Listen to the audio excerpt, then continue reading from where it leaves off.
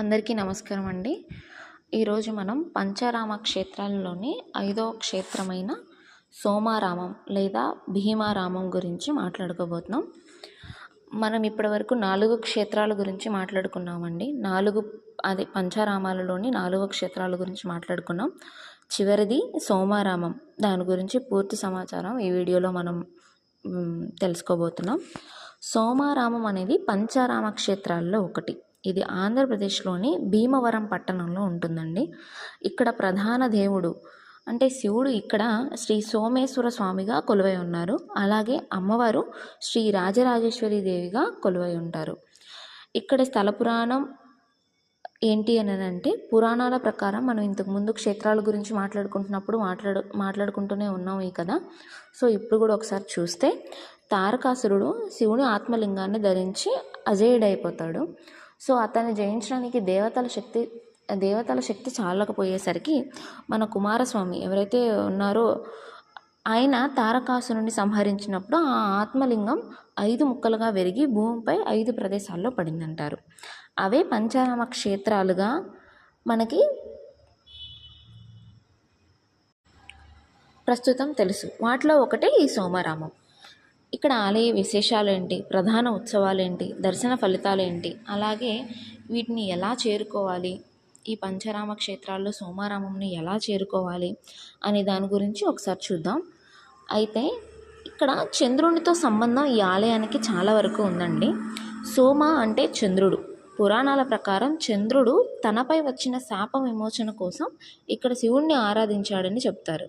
అందుకే ఈ క్షేత్రం సోమారామంగా, చంద్రుని పేరు మీదుగా సోమారామంగా ప్రసిద్ధి చెందింది. శ్రీ సోమేశ్వర స్వామిని దర్శిస్తే చంద్రగ్రహ దోషాలు కూడా తగ్గుతాయని భక్తుల విశ్వాసం. అయితే అలాగే ఇక్కడ ఉన్న ఆలయ నిర్మాణ శైలిని ఒకసారి గమనించినట్లయితే, ఆలయం 2 అంతస్తుల నిర్మాణంలో ఉంటుంది. శివలింగం చంద్రుని కళల ప్రకారం రంగు మారుతుందని భక్తుల విశ్వాసం. ఎలా అయితే చంద్రుడు శుక్లపక్షం కృష్ణపక్షంలో రంగులు మారుతూ అలా ఉంటారో, అలాగే శివలింగం కూడా చంద్రుని కళల ప్రకారమే రంగు మారుతుందని భక్తుల విశ్వాసం అండి. పౌర్ణమి రోజైతే నిండు తెలుపు వర్ణంలోకి మారుతుంది అనుకుంటాను.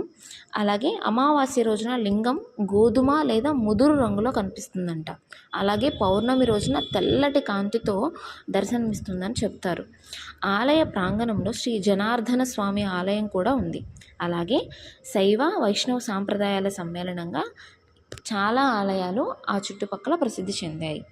ఇక్కడ జరిగే ప్రధాన ఉత్సవాల విషయానికి వస్తే, మహాశివరాత్రి, కార్తీక మాసోత్సవాలు, నవరాత్రి ఉత్సవాలు, అలాగే శివ కళ్యాణోత్సవం, ఇవన్నీ కూడా చాలా వైభవంగా ఎంతో కళ్ళకు పండుగలా మనకి జరుగుతూ ఉంటాయండి. ఇక్కడ దర్శన ఫలితం, సోమారామంలో స్వామివారిని దర్శిస్తే మనకి చంద్రదోషాలు తొలగుతాయి. సోమారామం అనే పేరు విన్నాం కదండి. ఎవరైతే చంద్రుడు తమ తపస్సుని శక్తి ఏదైతే చేసి ఆ తపస్సు శక్తితో తన శాప విమోచనాన్ని తగ్గించుకున్నారో, అలాంటి సమయంలోనే చంద్రుడికి కొన్ని వరాలు కూడా ఇవ్వడం జరుగుతుందండి. ఏంటి అని అంటే, ఎవరైతే ఈ సోమారామమును లేదా భీమారామమును దర్శిస్తారో వాళ్ళకి చంద్రగ్రహ దోషాలు కూడా పోతాయని ఇక్కడ విశ్వాసం. అలాగే మానసిక ప్రశాంతత కూడా కలుగుతుంది. సాయంత్రం సమయంలో అది ఎప్పుడైతే చంద్రుడు వస్తారో అప్పుడు ఎంతైతే ప్రశాంతత మనకు లభిస్తుందో, ఆ చల్లటి తేజస్సు మనకు తగిలినప్పుడు, ఆ చల్లటి కాంతి మనకు తగిలినప్పుడు అలాంటి మానసిక ప్రశాంతత అనేది ఈ దేవాలయంలో మనకు కలుగుతుంది. అలాగే కుటుంబ సౌఖ్యం, ఆరోగ్యం లభిస్తాయని భక్తులు విశ్వసిస్తారు. అలాగే ఇక్కడ ఉన్న పంచారామ క్షేత్రాలలో ఈ శైవ క్షేత్రం ఏదైతే సోమారామం యొక్క ఈ యొక్క ప్రత్యేక స్థానం ఏంటి అని అంటే, ఇక్కడ సోమేశ్వర స్వామితో పాటుగా మనకి రాజరాజేశ్వరి అమ్మవారు, అలాగే జనార్దన స్వామివారు, అలాగే గణపతి, అలాగే శ్రీ సుబ్రహ్మణ్య స్వామివారు, అలాగే నవగ్రహ మండపం కూడా ఇక్కడ ఉంటుంది. అలాగే మహాశివరాత్రి వేడుకలతో పాటుగా రుద్రాభిషేకాలు, లింగోద్భవ కాలపూజ, స్వామివారి కళ్యాణం ఇందాక ఆల్రెడీ మనం చెప్పుకున్నామండి. అలాగే ప్రత్యేక అలంకరణలు ప్రత్యేక వారాలను బట్టి, ప్రత్యేక తిథులను బట్టి జరుగుతూ ఉంటాయండి. అలాగే చాలామంది భక్తులు ఇక్కడికి రావడం జరుగుతుంది. అలాగే పంచరామ యాత్రలో ప్రాధాన్యం ఏంటి అసలు అనంటే, చాలామంది భక్తులు ఒకే రోజులో పంచరామ క్షేత్రాలను దర్శించడానికి ప్రయత్నిస్తారు. ఆ యాత్రలో సోమారామం ముఖ్యమైన క్షేత్రంగా భావించబడుతుంది. పంచరామ దర్శనం వల్ల శివుని అనుగ్రహం సంపూర్ణంగా లభిస్తుందని నమ్మకం. ఆసక్తికరమైన విషయం ఏమిటంటే, భీమవరం పట్టణం అనే పేరు కూడా పురాణాలలో ప్రస్తావించబడింది. భీమ అనే అసురునితో సంబంధం ఉందని కొన్ని స్థానిక కథనాలు చెప్తూ ఉంటాయి. అంటే ఈ సోమారామం ఏదైతే ఉందో దానికి భీమారామం అనే పేరు కూడా ఉందండి. ఆ భీమారామం అనే పేరు ఎలా వచ్చిందంటే, అక్కడ భీమ అనే అసురుడు సంచరిస్తూ ఉండేవాడు. ఆ అసురుని జయించినందుకు గాను ఆ శివుడు అక్కడ కొలువై ఉండమని అక్కడున్న ప్రజలు కోరతారు. సో ఎవరినైతే వధించారో ఆ అసురుని పేరు మీదుగా, నా పేరు మీదుగా ఈ క్షేత్రం ఉండాలి అని అసురుడు ఆ శివుడిని వేడుకొనటంతో ఆ భీముడికి శివుడు వరం ఇవ్వడం జరుగుతుంది. అందువల్ల భీమారామం అనే పేరు కూడా వచ్చిందని చెప్తారు. భక్తులు చేసే ముఖ్యమైన సేవలు ఏంటి అని అంటే, అభిషేకాలు మనకు నార్మల్గా తెలిసినవేనండి. అక్కడ ప్రత్యేకంగా జరిగే తిథులను బట్టి జరుగుతూ ఉంటాయి కాబట్టి వాటిని మనం ప్రస్తావించడం జరుగుతుంది.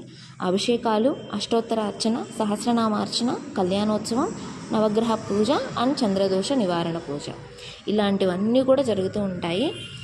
చంద్రుని అనుగ్రహం పొందిన పవిత్ర క్షేత్రం అండి ఈ సోమారామం. పంచరామాలలో విశిష్టమైన శివాలయం ఇది. తప్పకుండా దర్శించడానికి మీ ప్రయత్నం చేయండి. ఇంకేమైనా ఆలయాల గురించి కానీ లేదా ప్రాంతాల గురించి తెలుసుకోవాలన్నా మా ఛానల్కి ఒక కామెంట్ చేయండి. మేము తప్పకుండా వాటిపై వీడియో చేయడానికి ట్రై చేస్తాము. మా శివశంకర్ థాట్స్ ఛానల్ని ఇంతగా సపోర్ట్ చేసినందుకు థ్యాంక్ యూ అండి. Thank you very much.